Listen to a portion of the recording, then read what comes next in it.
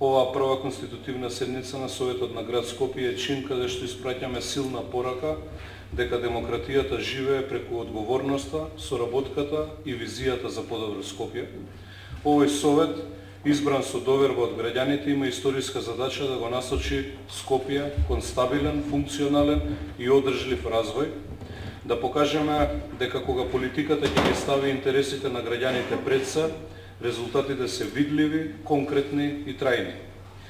Немаме време за експерименти, туку мораме сите заеднички да се зафатиме за работа. Работа и тоа веднаш. Отварам претрес под поднесениот предлог Даме Димитриевски да биде избран за председател на Советот на град Скопје. Советничката група ќе гласа овој пат воздржано, за да не ни се повторат оние 4 години, да видиме како ќе почне работата, инаку господино Димитриевски има целосно нашата поддршка.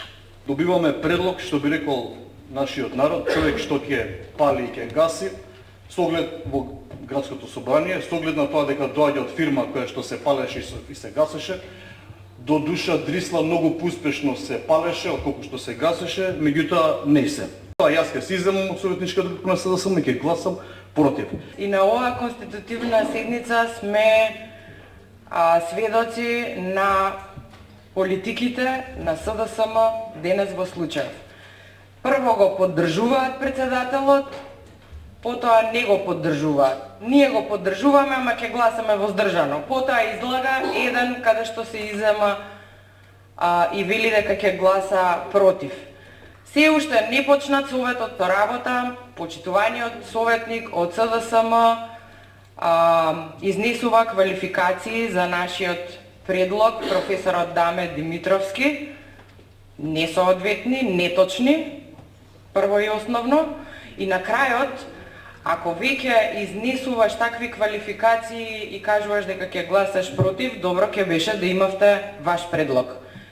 Па да ги измериме, да видиме кој предлог е поквалитетен и така натака. Кој е за, молам да крене рака.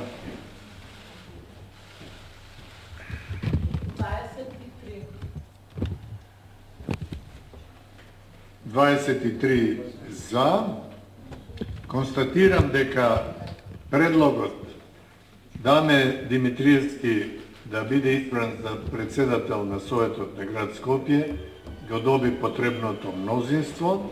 Како председател ќе се залагам и за 3 клучни принципи во работа на Советот. Прво, транспарентност. Секој граѓанин има право да знае како се носат одлуките, каде се трошат јавните средства и како ќе се реализираат проектите. И ќе ги отвориме вратите за јавноста, ќе промовираме дигитална достапност и отчетност во секој чекор на Советот. Како второ, диалог. Ова собрание ќе има различни ставови за различни прашања, но не смее да има непријатели во Советот. Ќе водам седници во дух на почитување, аргументирана дебата и конструктивност, затоа што само така можеме да донесеме одлуки што навистина ќе му користат на градот. Ова не треба да биде само совет што зборува, туку најпрво треба да биде совет кој што слуша. Трето, ќе понудиме визија. Иако градот има многу дневни проблеми, сакаме и да градиме Скопје за следните генерации. Да вложуваме во трајни проекти, во зеленило, во урбана култура, во иновации и во нови можности за младите во градот.